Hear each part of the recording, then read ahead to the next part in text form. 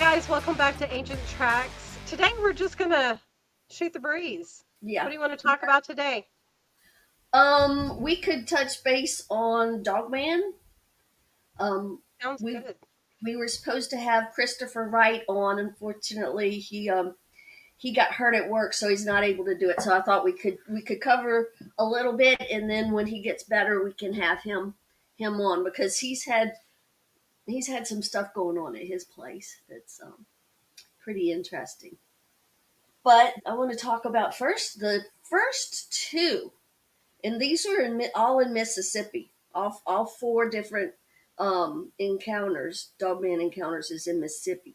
The first two was on the same spot, same road. Two different people. They don't know each other. But there's like a little donut shop close by, and they went up there, and both of them mentioned it while they were in there because it's just up the road. And just so happened, two people came in there different times and told about seeing what looked like a wolf on two legs or a werewolf, run across this road. And it's down in Delisle, Mississippi. So we drove down there, and there's an old baseball park, softball park, baseball field, and it's mostly not used. The field they might practice on, but like people have gone and started. There's household garbage getting thrown in there, and there's construction um, garbage in there. So there's you know different kinds of junk all over the place. And there's a creek. There's a bridge that crosses the creek right there because the two people said they saw it just on the north side of the creek, and that's where the baseball field was. So it's just really interesting that these people, because most people aren't even familiar with dogman or the concept of werewolves these days. But I thought it was interesting that and I want to say the sightings were a couple of months apart. So fast forward probably about, I don't know, maybe a year, and a friend of mine was having some work done at her house, and she's had encounters at her place with Bigfoot.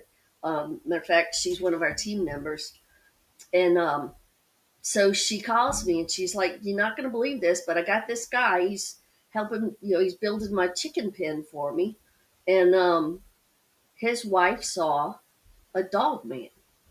She's like, "But she's not calling it a dog man." But he described it to me, and that's what it is. So anyway, I went over to her house to meet the guy. Small world. I used to work with him um, probably 10 years ago. But anyway, so I got to talking to him about it, and him and his wife were separated. But he said, "Yeah, let me call her and see if it's okay if we go by there." So we drove out, and this was um, north of Crossroads, Mississippi, north of Highway, what is it, off of 43, above 26. So anyway, so we go over there, and we looked around first. She was in the house. They got two kids, a little boy and a little girl. And the thing about it is he had this old swimming pool in the back, and he was throwing household garbage and old furniture, a lot of the same stuff that I was finding at that ballpark. He was throwing in this. It was a in-ground swimming pool, and he didn't want to keep it up. He said he was just going to fill it up with junk and then put dirt over it and call it done.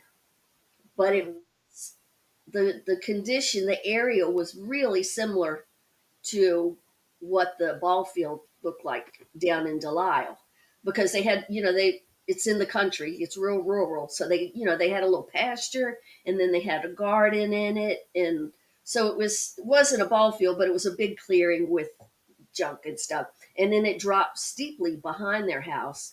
Matter of fact, we went down in there. I was surprised there wasn't a creek down in there because it dropped so deep. But um, so I talked to the lady, and she swore it was a demon.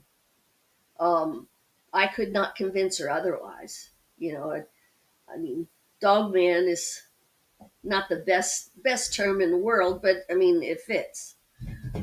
So she straight up said no. And when she saw it, it was in the middle of the day. Now the two down in Delisle, that people were in their car driving, and this thing went across the road.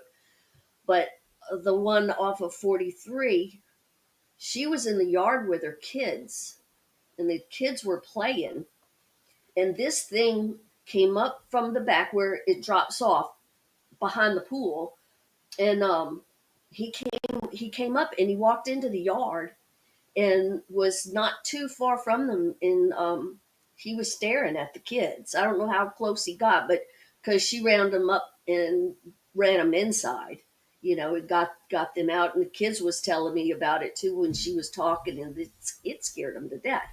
But she was convinced it was a demon, and I've heard people say that about dogmen in the past, but um, yeah, swore it was a demon. Now with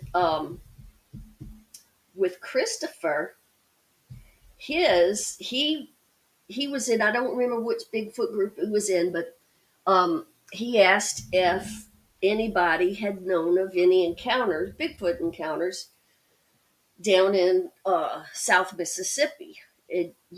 Mark and I go all over the place in South Mississippi and all over Louisiana. But so when he said that, I looked at his profile and I saw where he was from. And there was, just so happens, there was a lady, we went out to her place in the same town. Um, and she's got pictures of them. She's got a couple of really good. Did I show you the gray one? Hmm. I'll have to show you those pictures. But so he told me, he's like, I live in that town, and so I told him, I said, well, message me, and we can talk. So he did, and he sent me a picture of the foot. Now this was in the snow, and there's this old house, um, not too far from him. There's a pond, and he goes fishing behind it. Anyway, he pulled back in there when there was snow on the ground. This is just last year, this past winter, and he said he got stuck.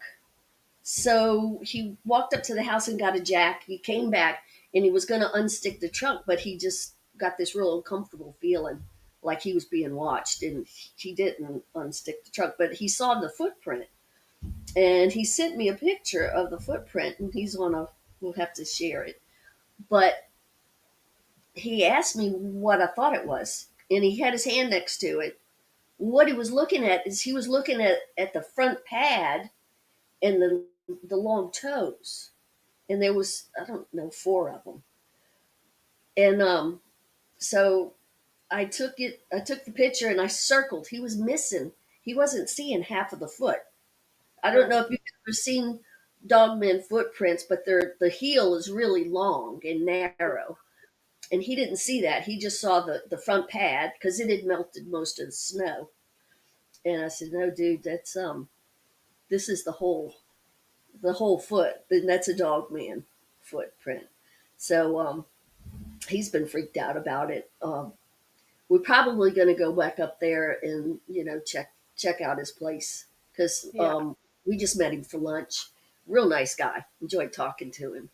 But yeah, there's quite a few, and I mean, I've found four different dogman encounters in South Mississippi.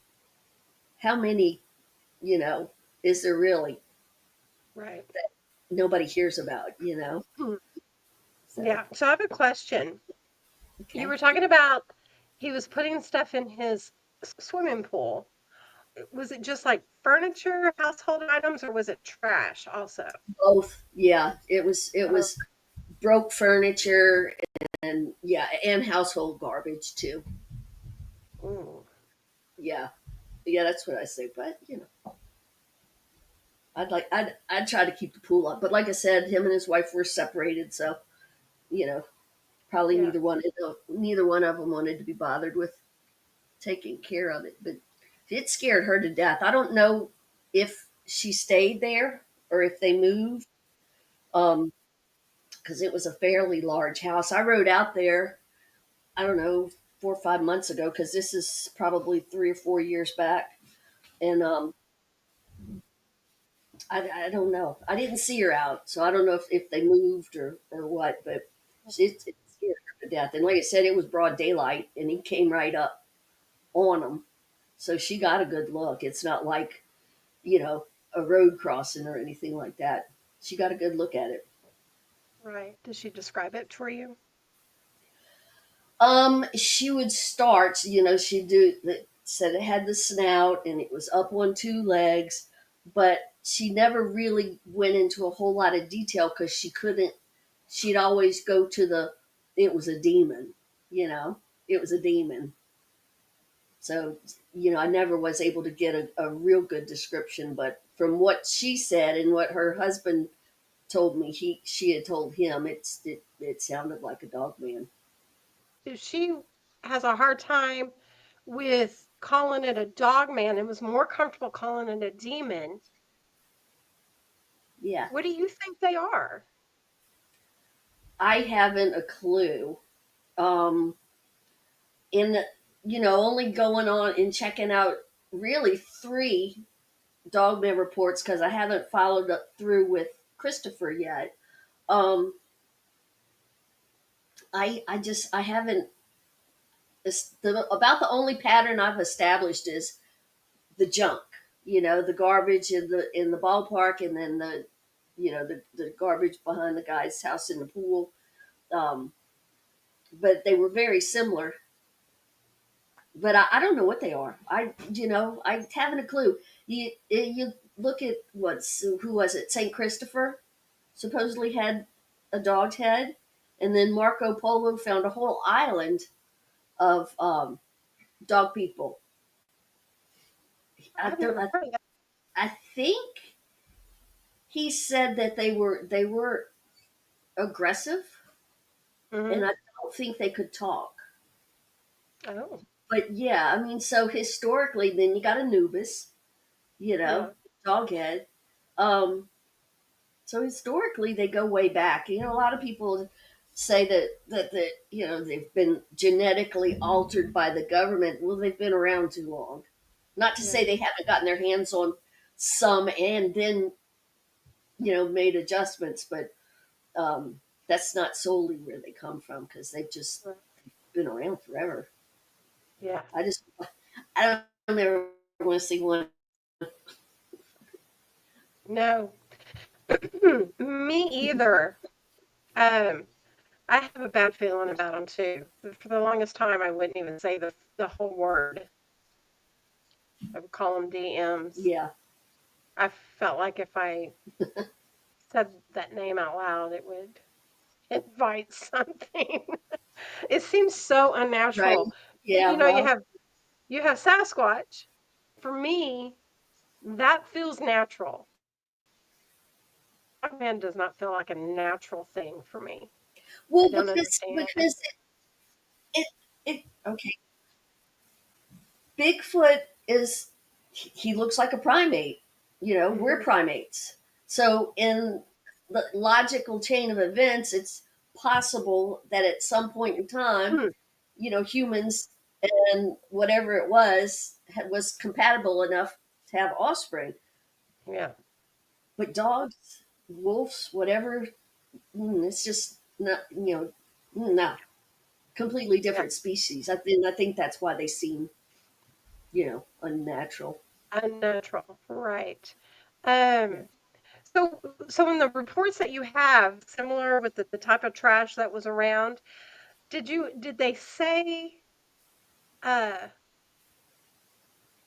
in what condition? Were they muscular? Were they skinny? Did they Right. The two down in Delisle was I got secondhand. mm, Um, but they said they were big, and lean. Now the lady whose children was out in the yard, she said it was tall and lean too, but she didn't say what the if the legs were digigrade or Mhm. plantigrade. So, and I never got that information from down in Delisle. Now, Christopher, his daughter has said she's seen those footprints all over. Yeah. Um, but again, the location he was in, it's an old dilapidated house. Nobody's lived in it for years and years. The front door stands open. Yeah. So I don't know. So joining me is Mark Daniels, my research partner for what, almost 10 8 years, I years, think, some 9 years. close. And he wants to give his input because he had a dogman sighting from way back, so way back. Well, I didn't actually have a sighting. It was my father and mother. This, I think, was 1962, maybe 63. I had just started junior high.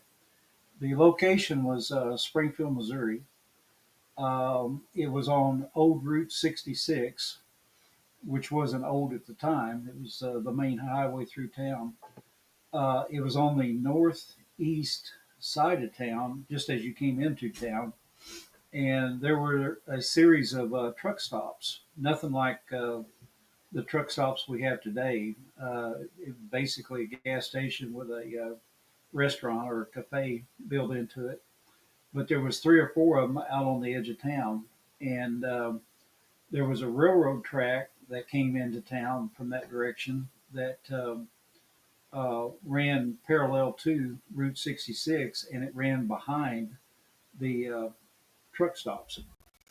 My dad was coming home from work one night after dark, and he had just turned south off of Kearney Street, which is Route 66, and was fixing to cross the railroad tracks. And he saw a bipedal figure running down the edge of the tracks uh, that had, he described it as having a head like a dog, shaped like a dog.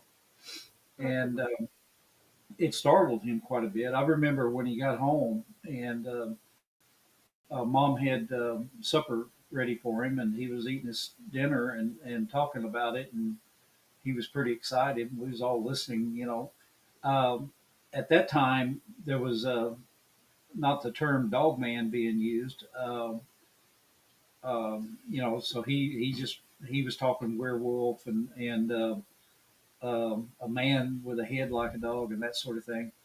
And the next evening, I believe it was, or it might have been an evening or two later, him and my mom were coming the same route, and they saw it again at the same location. And this thing was running or jogging, he described it, down the. It wasn't on the tracks; it was off to the side of the railroad tracks, um, and it was jogging towards those restaurants. Uh, Years later, we kind of speculated that back then there wasn't dumpsters like we have now. Most people in the area were using 55-gallon drums with the top cut out of them for garbage and trash and what have you. And the restaurants would throw their garbage into those 55-gallon barrels. I remember on occasion hog farmers and stuff would come in and get those things and they'd feed their hogs with them.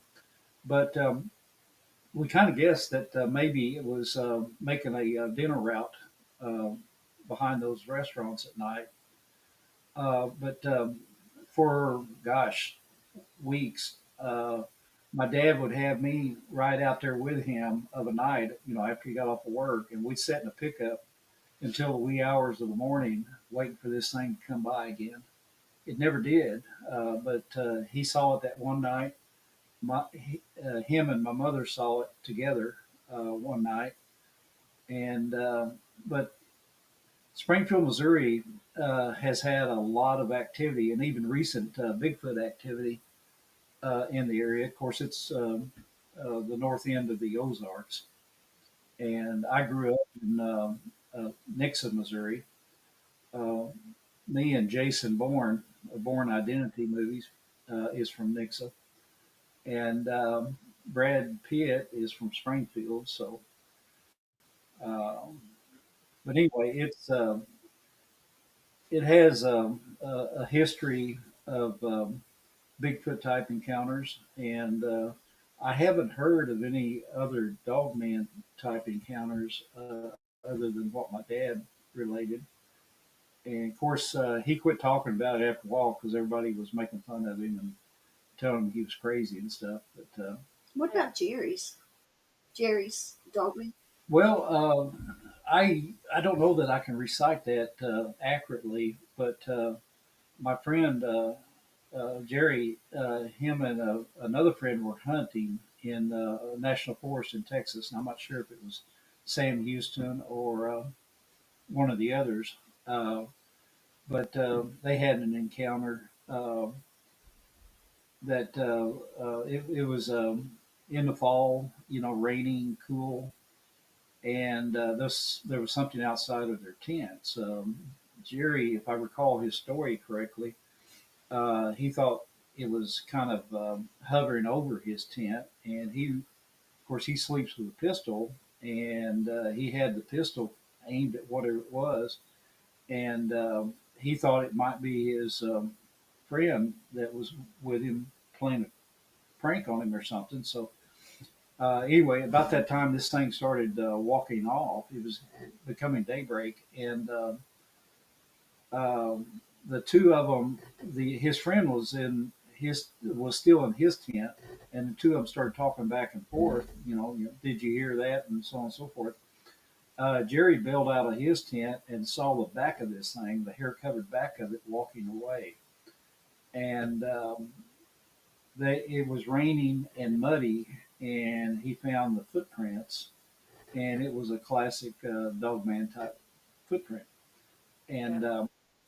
Another friend of ours, this has been about 3, maybe 4 years ago, took a picture in her yard of a print and sent it to me, texted it to me, and I looked at it, and it was identical to the hand drawing. Jerry didn't have a a camera on that hunting trip, but Hmm. he had artistic talent, and so he drew a picture of the footprint to scale, and his scale drawing matched our other friend from Louisiana's uh, photo identical, which Christopher? also matches Christopher Wright's photo that he took recently. So, and this is in 3 different states: East Hmm. Texas, Western Louisiana, and Eastern Mississippi. Yeah, yeah. It's like kind of like southeast, not really east though, Yeah. south central. But Well, yeah, personally, I'm having a hard time wrapping my head around this dog man issue. But just like with Bigfoot, you can't ignore the sightings, the reports, the history. My mom and dad's experience goes back to the early '60s in southeast Missouri or southwest Missouri. I'm sorry, and Jerry's goes back a few years in East Texas, and our friend in Western Louisiana plus Christopher's are more recent. Uh, Right. so I just don't know what to think of it. I'm a little concerned because we camp in the woods a lot. Now I will say that I had a sighting at LBL. I didn't look at or didn't see the face as well as the my partner that was riding with me did. Her and I went to Wisconsin to pick up a horse that she bought, a filly, and we were trailering it back. And all of our Bigfoot buddies, when we travel somewhere, we always hit the hot spots. We look at encounter reports and other um, stories and things, and we go. If we camp along the way, then uh, we stop at the places where we might have an encounter or something. And it does kind of increase our batting average to a great degree. But her and I were camping in LBL on the way back, and we were basically sleeping in the truck. We had tried to sleep in the straw in the trailer, but that wasn't too comfortable, so we were just sitting in the truck. But we had been sitting outside with a campfire before we went to bed, and or before we went to sleep, and um, we there was a picnic table sitting right beside the truck. She had set out some motion detector lights around the trailer, around the back side of the trailer, and at about 2 o'clock in the morning or so, the lights came on. So she woke up and she woke me up, and we were kind of looking around to see what triggered the light. We know that my dog that was with us, uh, she was walking around the trailer and she was low to the ground, so she didn't trigger the lights. So we didn't think it was a raccoon or an armadillo or something. But anyway, the horse spooked a little bit, and but what spooked us is we looked over at the picnic table, and when we got in the truck at night to go to sleep, the picnic table was cleaned off. But when we looked over, there was two or three pieces of our firewood sitting on the picnic table. So somebody had Pieces. top of the picnic table that we had on the ground beside the fire pit, and that kind of startled us. So we decided just to leave because we didn't want the horse to be traumatized or anything. So we were driving south out of LBL, and we were down around the Buffalo, what do they call it? Buffalo enclosure. Enclosure. And I looked ahead, and there was a big black mass on the right hand side of the road, just right there at the edge of the pavement. And my first thought was trash bags. You know how they go out and pick up trash along the highway, and then they stack the bags up to be picked up later. And that was my first impression. There was two or three black trash bags sitting there. And as we got closer, it kind of raised up, and it was something.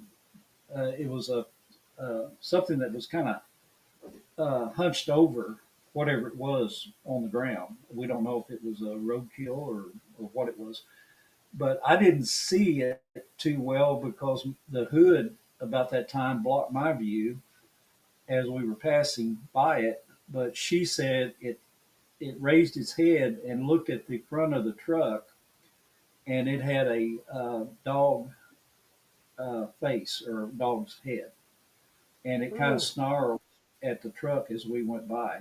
yeah. And then shortly after that, we drove through some kind of mist or fog that was really, really weird. And we ended up spending the rest of the night in a McDonald's restaurant parking lot once we got to town, where it was brightly lit and everything. Describe the fog The fog part. had a pattern to it. It was low to the ground, and it looked like pieces. They were in kind of a triangle shape, and it was weird. And as we drove through it, the triangles kind of parted ways and let us go through. Weird. Yeah, Tell them about the when we were on our way to New Mexico in Brown yeah, Springs. Remember? yeah. We I think we were at the second turnout Mm-hmm. down to the river, Mm-hmm. and people, the road going down that way, it didn't go all the way to the river, of course, um, but people camp there quite often, and so that's where we were camped out at. Um, we had been cooking some bacon that evening and frying bacon, and that might have got all this started. But we had something that was moving in or approaching the camp, making noises, and but the weeds grew up right around the edge of the road there, and so we couldn't see, but we could hear, and we could hear growling, and we could hear movement in the grass and things like that. Um, He we was coming in on three sides with Yeah, three sides of us, and we were sleeping outside. We were basically on cots, sleeping outside. Um, Eden and our other friend were sleeping or laying down We anyway. were sleeping. I was sitting up in the a lawn chair with a 12 gauge shotgun, and I spent the rest of the night that way. And Mm. it was pretty spooky. If Yeah. we had any brains, we'd probably left. He woke us up, and Valerie goes into high alert, Yeah, and which she had a pistol, she right? she had a pistol. I had a shotgun. Eden didn't have anything, and Eden, the way she normally operates is she'll put herself in the middle.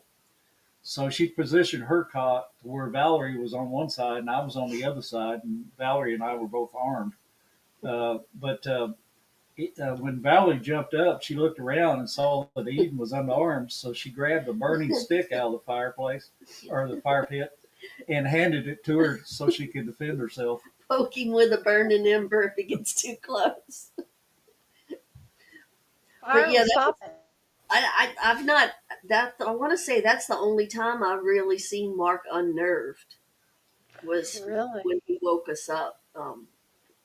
I Well, think that evening I saw my first orb too fly by, and that's like I mentioned earlier with the Dogman situation. I have a hard time wrapping my head around Dogman, but I had the same thing with the orb. The orb was really strange. And then Eden, since then, she's seen orbs out in New Mexico. And my nephew and I saw a bunch of orbs one evening coming down a mountainside in southeast Oklahoma. you were wigging that night too. Yeah, He was a little freaked out. He goes up, it goes up on the top of the mountain so he can get a signal, and he calls me, and he's like, there's orbs everywhere." And at one point, you're like, "They're coming, we gotta go." yeah, yeah. We had a red Who one were come. they? Yeah, uh, across from the camp. Um, they were coming down the hill. Well, they really weren't coming down the hillside. They were kind of moving back and forth, left to right and right to left. And as they would pass in front of trees, they weren't very high off the ground, but as they passed in front of trees, we could see the light reflecting off the tree bark. And then we would see them blink out as they passed behind a tree. And I saw them first, and I wasn't trusting my eyesight too well, so I asked my nephew. He was in his early 20s. I said, "Look up that hill and see if you see what I see." And he could see it better, you know. So we got to watching them for several minutes, and then I decided to drive up the road uh, and find a signal so I could call Eden and let her know what's going on. How big were they? Well, I'm going to guess probably basketball size or Okay, something so like that. The one we saw up close that was coming up behind the vehicle was about the size of a basketball, and it was a different color. It was red. But we were he. I had the front seat of my truck kind of packed, and he was in a small SUV. And he had all his camping gear in his vehicle, plus he was sleeping in the back of it. And so we couldn't ride with each other, so we were taking two vehicles everywhere we went. And when we went up to call her, we were parked in the middle of the road, and he got out of his vehicle and came over and was standing by the driver's door of my truck as we talked to her on the phone. And he looked behind the truck, and this red orb was kind of floating up the road towards the truck. And he mentioned it, and I looked in the rearview mirror and I saw it. And so we both got a little excited and Yeah. decided to leave. But this thing, it was probably maybe 2 foot off the ground, and you could see the its red beam or light reflecting off the road as it was moving towards us.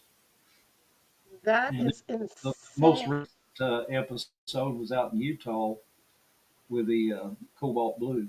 yeah. Um, I don't. I think I've mentioned it before, but we were camping. I went over there 4th of July weekend up to Utah. Mark was working up there, and we went up in the High-Uintas to camp.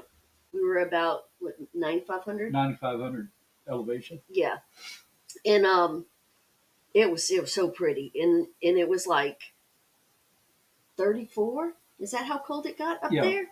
It got cold at night, but I love sleeping in a cold. But anyway, 7th of July. It was 34 degrees that morning. yeah, we I had to go to the bathroom, and it was almost dark, and it gets dark late up there. It was like 9:30, wasn't it? Hmm. Um, Maybe quarter to 10. But anyway, I decided I was gonna go pee before it got completely dark. So there was a trail that went off, and there was trees. They were sparse, but I walked down and put a tree between me and Mark in the camp, and started doing my business.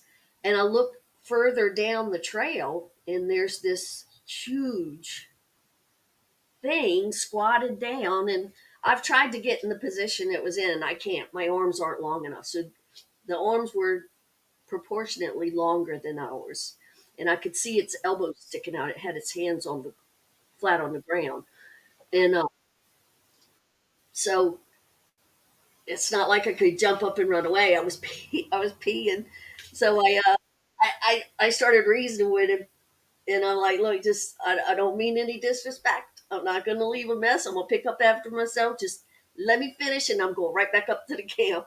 And it didn't move. It didn't make a sound. It was totally quiet the whole time. And then when I started talking to it, it was a cobalt blue orb appeared, like he was looking at me. So it was kind of in front of his right shoulder, and it was about that big, but it was cobalt blue. It was a deep deep blue. And anyway, I made it back up the hill, and I told Mark, I said, I just saw a booger down there, and he stepped away from the campfire, and you could see it. It was Well, still yeah, there. I walked down to about where she had been, and I could still see it, and it was still in the same position. And I stood there for, I don't know, a minute or two, and we kind of had a stare down. And then I started walking towards it, and it just faded. I mean, I don't know if it stepped off to the side. It was black. It was it Um, was it was like yeah, coal it black. appeared that it was backing up when I started walking towards it, but it just all of a sudden it just went away. And but I don't think we didn't have any other No, encounters. that was it for the night. But the next day, Yeah, the next day, I well, it was through the course of the day, because we were riding the back roads, but I could tell my eyes were swollen. I could see, I could see down here, and Mhm. usually, and I told Mark, I said, my face looks like it's getting red. I said, when we stop, I'll get some aloe, and God, because I figured I just got sunburned or something. It was weird. Nothing else on me was burned, and so anyway, I started putting that aloe on it, and we went up to Skinwalker Ranch, mhm. and we rode all over the place. But anyway, by the time we got back to Salt Lake City, Sandy, where he was staying, I could tell my eyes were swollen and my face was red. And by the next morning, my eyes were almost swollen closed, and my face was red. By the day 3, my whole face was still swollen, and then it started peeling, Oh. which sunburns don't work that way on me. It's usually days and days and days before I start peeling, and it's got to be a bad sunburn. I think that it irradiated me. I think that orb, that cobalt blue orb, burnt my face. So that's why I carry a Geiger counter now. I had one in my tote when we were camping. She was Yeah. real careful when we got up there because of the elevation and everything to stay out of the sun. Yeah, And the day before, she had been sitting in the shade all day, and she with kept moving her chair. with a poncho on too. Yeah. I had the poncho on, to protect myself from the sun. But it was a mess. It was probably 2 weeks before my face got back to normal, before the Oh swelling wow. and the peeling went away. So I don't know what it did, but it messed messed me up. I look like hell flying home. When we first started hanging together and hitting the woods together, we experienced all the normal stuff, all the normal Bigfoot stuff, rocks thrown at us, vocalizations, an occasional sighting. She's seen two riding in my pickup in the daytime, and one of them was what, about 6 miles About 6 miles from from here. here. Yeah. I saw one after I left here one night driving to where my RV was parked right at dusk, just about 3 or 4 miles down the road. But anyway, we've experienced the same thing everybody else has experienced: violent tree shakes, and sticks thrown at us, and footprints, and Boogers running through camp. but yeah, we've had them in camp at least 3 times that we know of. And she's been tagged by one night as juveniles that ran through camp. But uh, Here, more recently, we've been exposed to what some refer to as the high strangeness. The orbs and the other weird stuff. Yeah. You spend enough time in the woods, you're going to experience it. It's out there. Strange lights. Talk about the lights at Rodney's in the past. I don't know if I had. Rodney's, and I've talked about his place before. Um, we could go out there whenever we wanted. He was an older man. He was in his early 80s, but lived alone, so he enjoyed the company. And we didn't stay in his house. We were outside. We camped on his property, but we were setting out one night, and there's a cemetery, like his property's here, and then there's a stand of woods, what, maybe a quarter mile deep, and then there's a small cemetery. So you can't see it from where we were camping, but we saw this light, and the light would get brighter, and then it would get dimmer, and then it would get much brighter, but there was no pattern to it. It's like someone had like a dimmer switch, and they turn it a little bit or they turn it back, and so there was no rhythm to it, and there was no pattern. But then every once in a while, this bright beam would come out, and what's weird about it is the light being bent. Light beams don't bend, but this one did. It come out. You know how the aurora borealis looks like it's waving. That's kind Mhm. of what it would do. It came up, and it bent, and it bent back this way, and then it went out.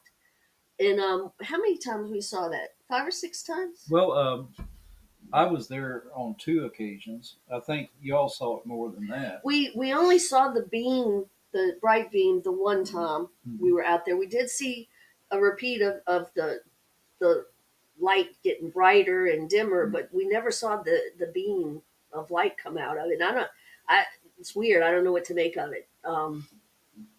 There's natural causes or explanations for it, such as um, earthquake type activity, Mm.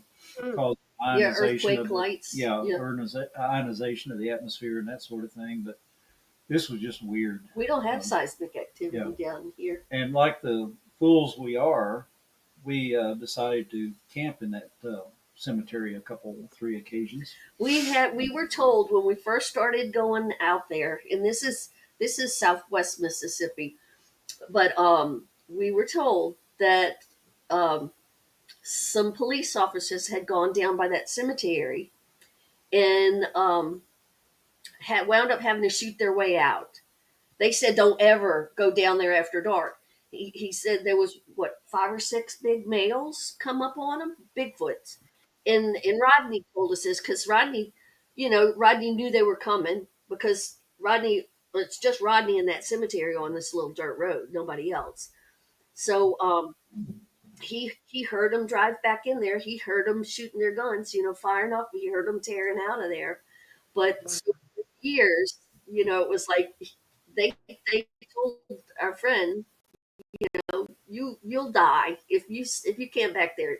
it'll get you. So me and Mark decided we're gonna Let's go camp. we're gonna camp back there. Now I will say that first night that we were back there, we slept in the truck. I slept Um, with my seatbelt on. I wasn't good. If yeah, it was gonna reach in and grab me, it wasn't gonna pull me out through the window. and Wow. we held it in too because we didn't dare get out of the truck to go Hmm. relieve ourselves. And We, We didn't die.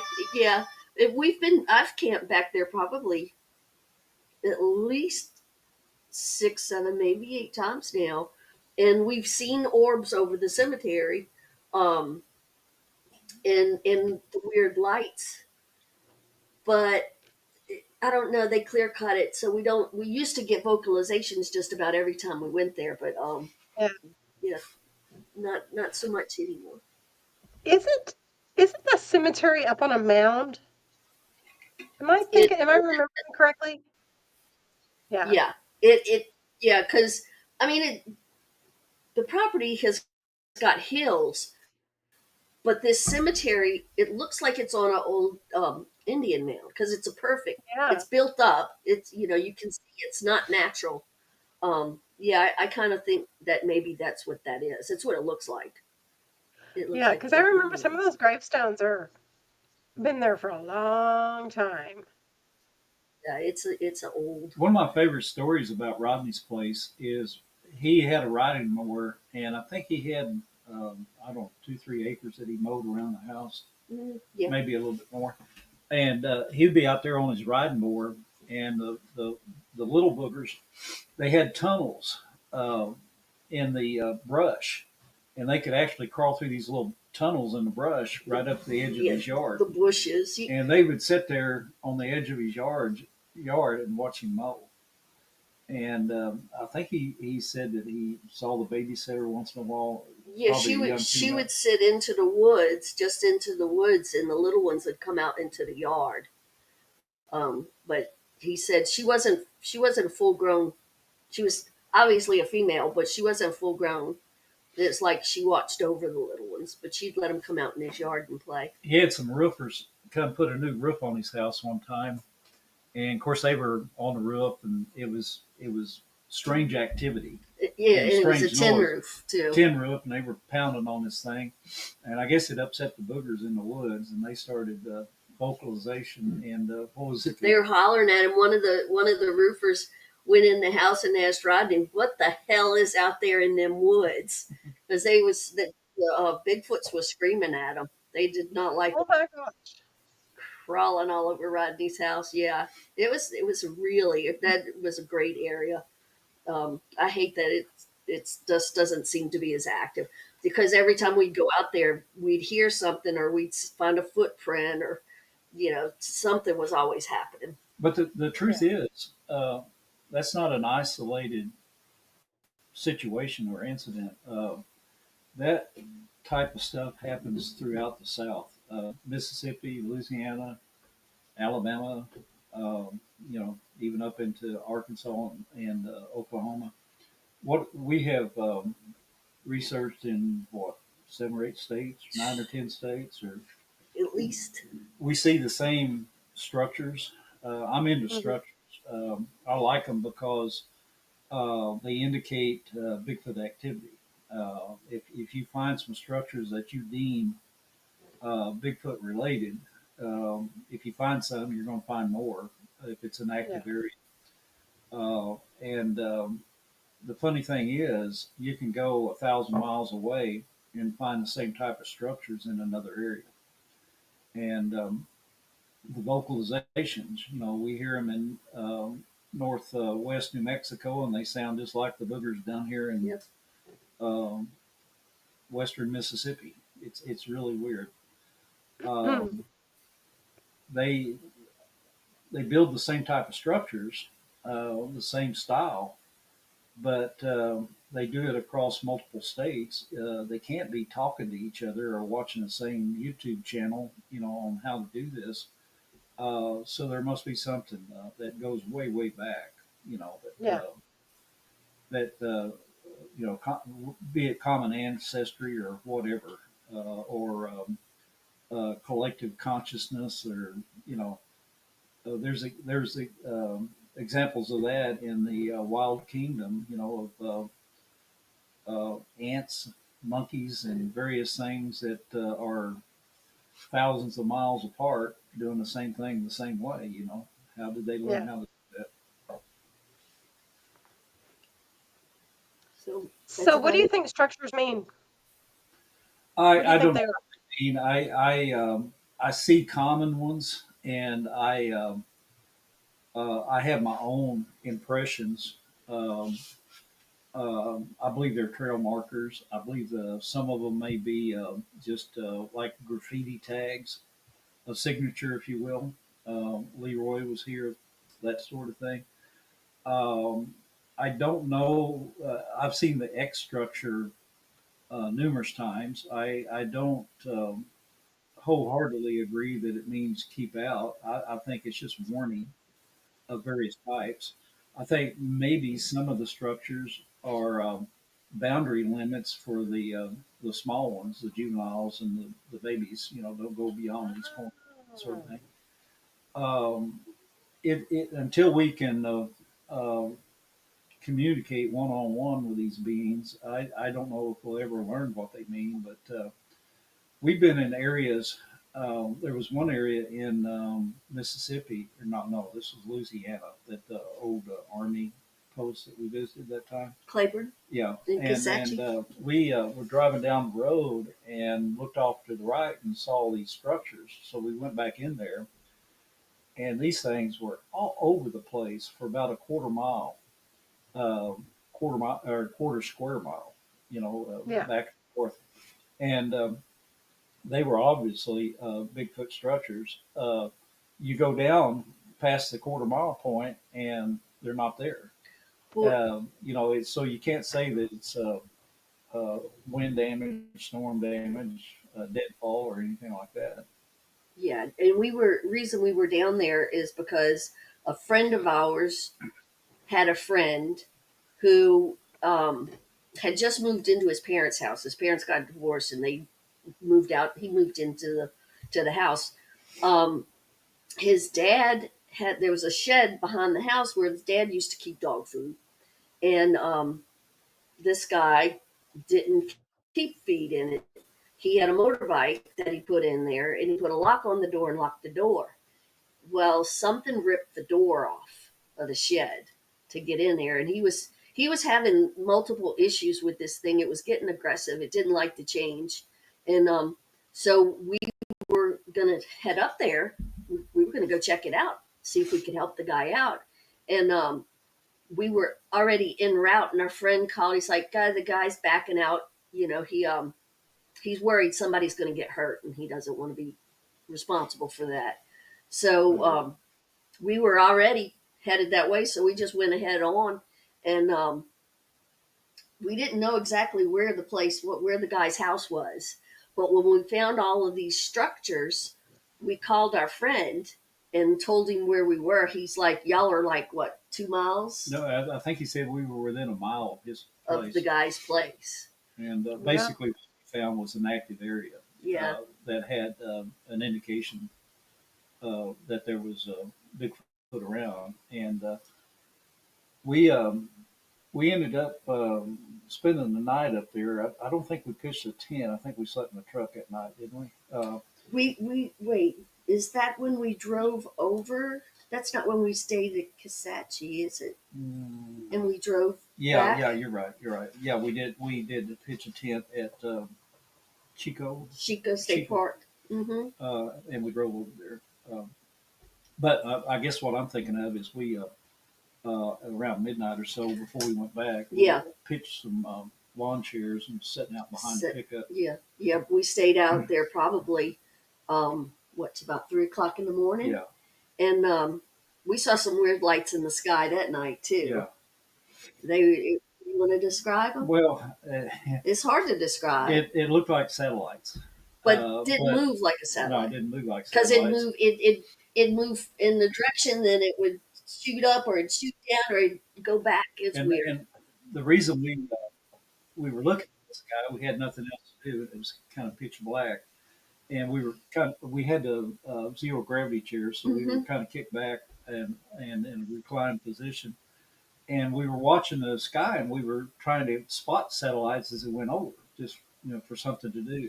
There's one, there's another one, and we saw a few of those, and all of a sudden we saw a bunch of them. I think we counted 20 something, didn't we? There was a In a bunch of. short period of time, and but they were moving in odd directions, back and forth. Yeah. I've had something similar. Well, I've had that happen to me before too. Um, in my hometown, I was working nights and I had gone outside. And I'm a little town. There's no air pollution, small town. And those lights are just like pinging Hmm. all over the sky. But there was only like three or four of them. But and they'd cross and then they'd go real far and then they'd just zip right back and then making 90-degree turns. Hmm. I, it, That's what it's these things just were doing. Yeah, yeah, crazy yeah, the way they were maneuvering. yeah. Well, when you sitting out all night waiting for Bigfoot, the sky's just about the only thing you can see half the time because it's dark. But Yeah, yeah, we've seen some we've seen some. I guess the bottom line is the more time you spend in the woods, especially at night, the more things you're going to experience and see. yeah, Yeah. And we've been fortunate. Of course, we try to stack the odds in our favor with our research and stuff before we go. Um, if we decide to head out somewhere, we try to figure out where the most likely spot is to have an encounter or activity, and that's where we go. We right, don't do the stuff on TV. We don't do a lot of uh, beating on the trees or yelling or anything like that. We act like normal campers. We're very aware and observant when we're in the woods. hmm, We're looking for things that are there with us. We're listening for things that are there with us, but we're trying not to be too obvious about it. And yeah, try not, if we do have an indication that there's a shadow over there that may be moving back and forth, we don't stare directly at it and that sort of thing. But it's almost unbelievable as to the encounters and the situations that we have found ourselves in, and it's almost uh, oh hum, just oh yeah, I've seen that before, I've heard that before, and that sort of thing. That's the way it got it at And yeah, Rodney's. I'm gonna go ahead and go to bed. I'm tired. Yeah, yeah. I see that Bigfoot over there. But Yeah. good The night. night that at Rodney's that at is the so funny.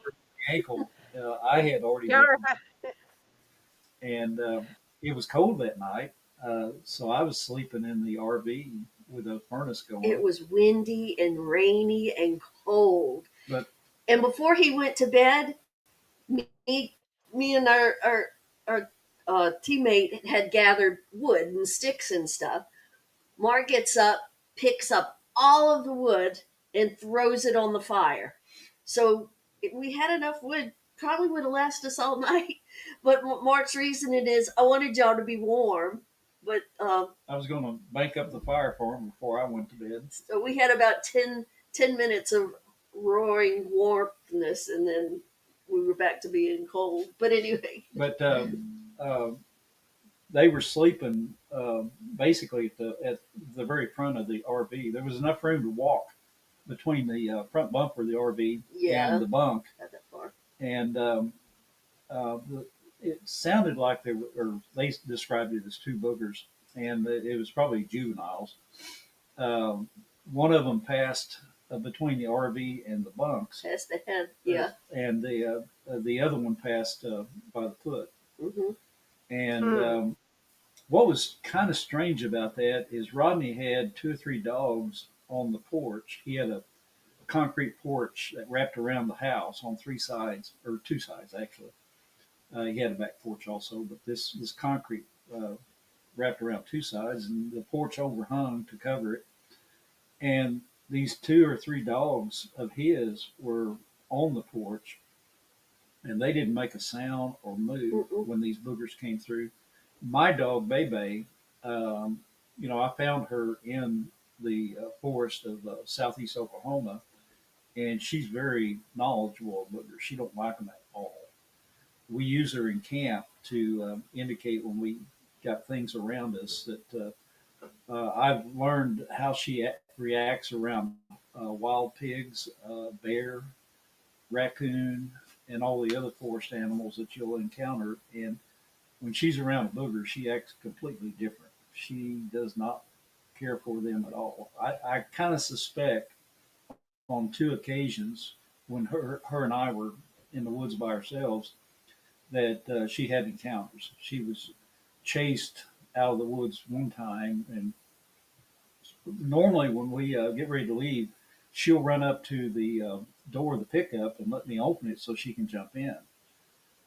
Um, I got back to the truck first one day, and she was late coming, and I was getting a little concerned. I kept yelling or calling for her, and she come tearing up that hill, and she ran under the truck and got under the differential and wouldn't come out. And I had to get down on my belly and crawl under the truck and grab her by the collar and drag her out. Can you get you back on And track? she was hyperventilating so bad that I thought she was going to couldn't breathe. So the point he's trying to make to tell all this was Bebe ran under my cot. When I heard that something, it wasn't huge, but I heard the feet run past me, 2 feet, bipedal, and then get tagged on my ankle, and then I feel something bumping underneath my cot. Something's moving under my cot, and I'm thinking there's a booger under my cot, and I was getting really scared. But then Bebe whimpered because she doesn't Aw. like. So she was hiding. Those things had run through and scared her up underneath my cot, and she was hiding underneath there. I suspect that Rodney's dogs were so used to them, it didn't even bother them. Yeah. They they probably didn't even wake up. But Bebe, she knew something was going down, and she ran under Eden's cot and was shaking and whimpering. We've been out there so much, and I probably went out there more than anybody because if somebody was going out there, I was going to go with them. So sometimes it'd be Mark, sometimes it'd be Courtney, but I was always right there with them. And these things felt comfortable enough to run past and count coup on me, tag my ankle as it ran past. It was about that time that she got the nickname Booger Bait and Booger Bait Boudreaux because she seems to attract them, and they like to mess with her. And I Yeah. don't know if it's because of the red hair or what, but Some people say, and I know I said tagged about the booger hitting me on the ankle, like he's playing tag, but they'll say people get tagged like once they'll have an encounter, they have them repeatedly throughout their life. And I don't know. I had my first one when I was about 7 or 8, you know, so it could be something to it. And our friend Stacy, he's been on the show. He says once they know you, they all know you. So yeah, it probably has something to do with that collective consciousness that is a thing. Um, since we mentioned it earlier, let's talk about the two daytime sightings that she's had riding in the pickup. Was to Soto National Forest. It was over close to camp. What's the name of that camp over there? Bobby Johnson. Camp Shelby. Camp Shelby. We were south of Army Camp Shelby somewhere, and we were just riding the back roads. And we do that for scouting reasons. We were looking for structures and.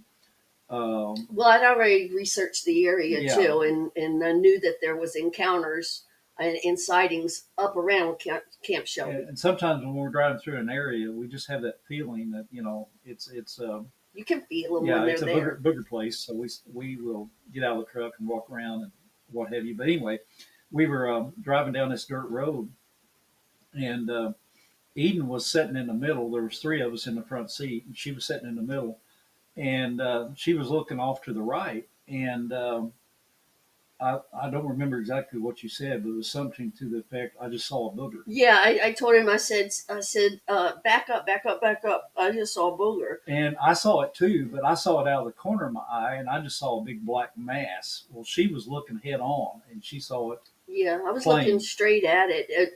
They do the prescribed burn in DeSoto, just like other national forests, but the undergrowth was about 6 feet tall. It was saplings, but it wasn't like low to the ground.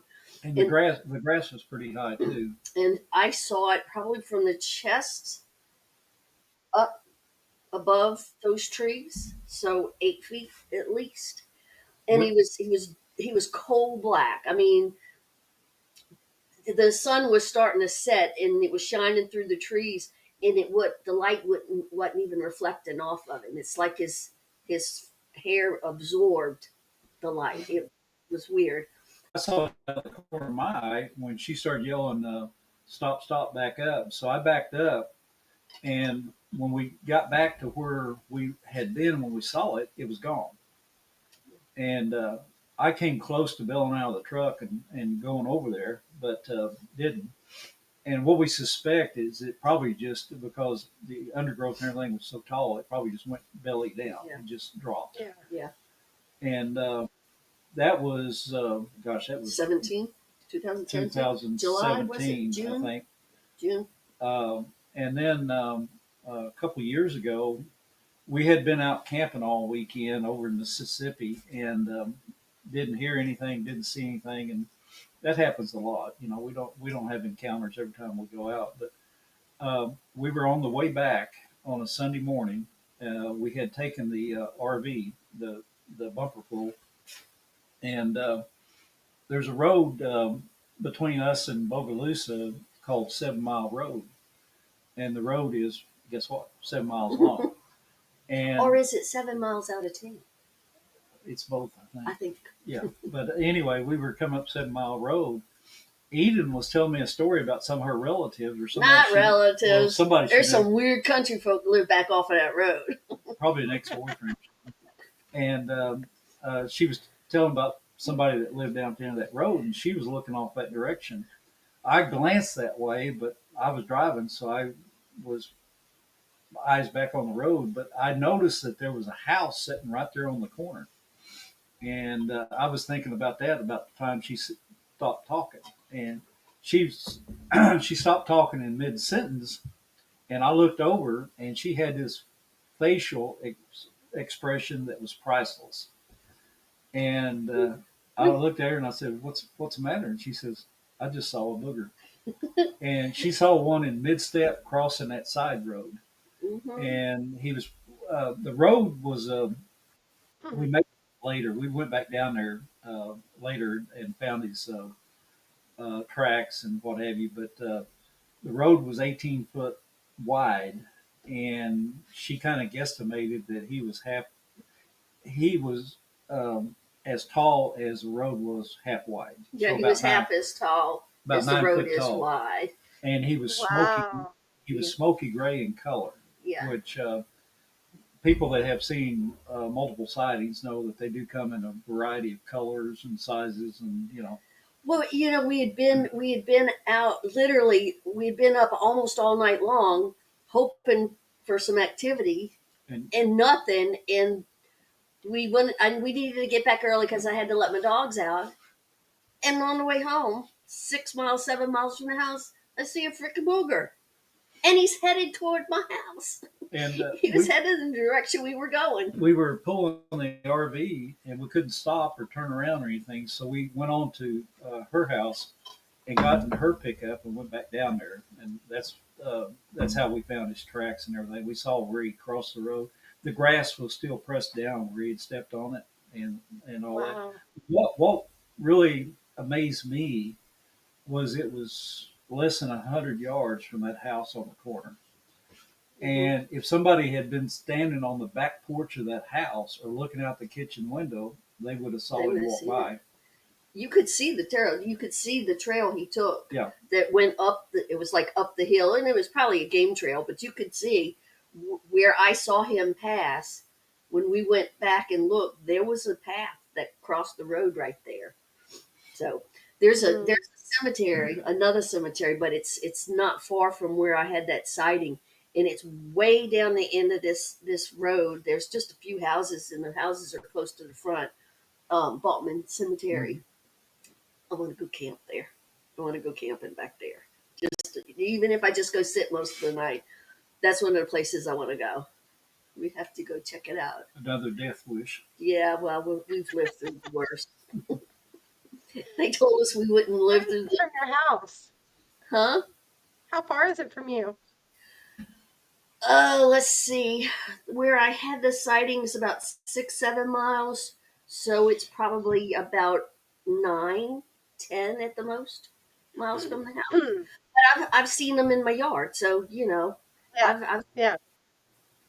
so yeah, they're all over the place up here.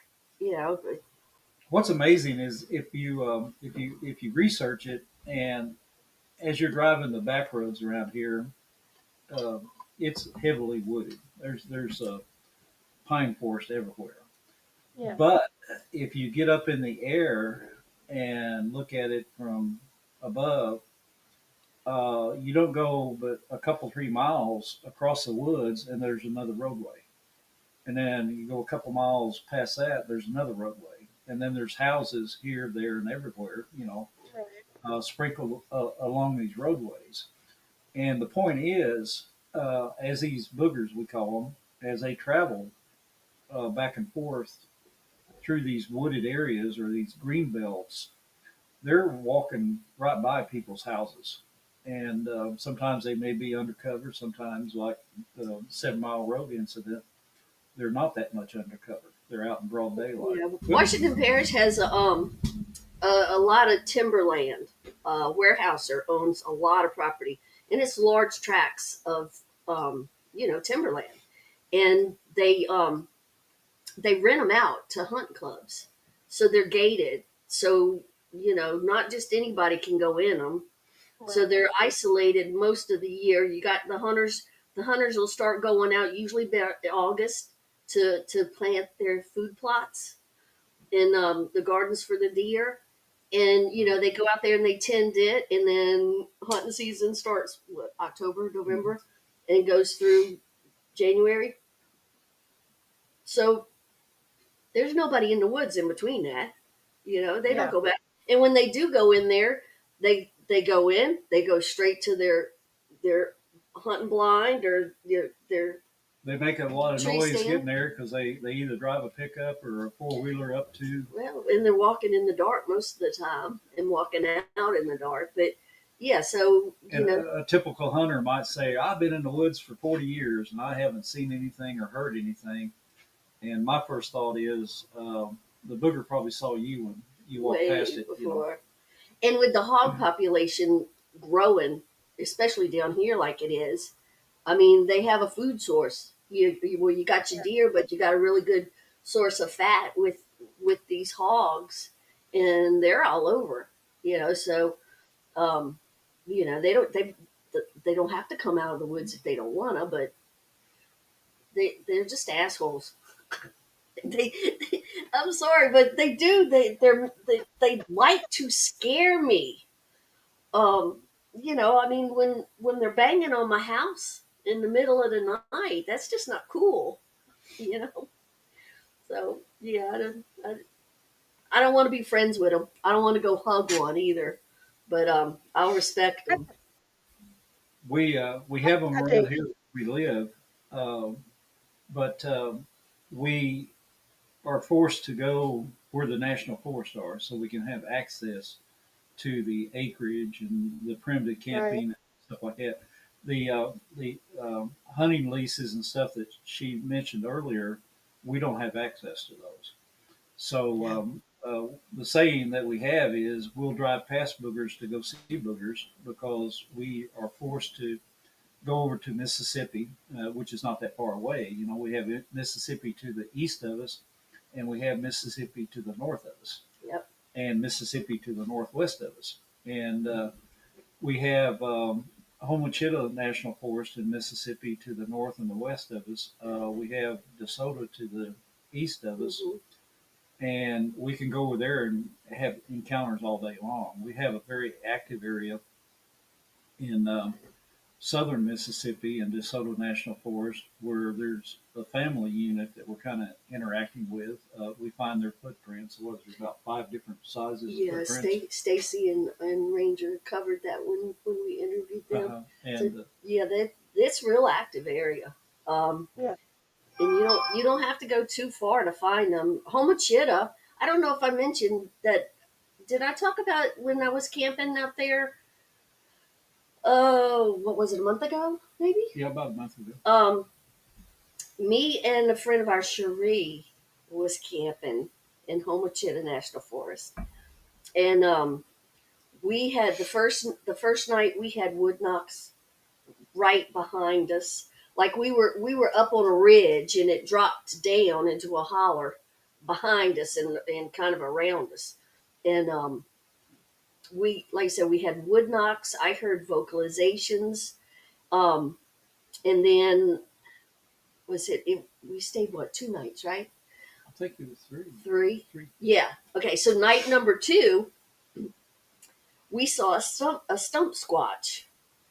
Um it was almost dark, like we could barely see it. I wound up getting the thermal out, but to me, it looks like a stump. It looks square. And Cherie's like, there wasn't a stump there when it was daylight. I don't think that's a stump. And so okay, well, it might not be, but I thought it was a stump.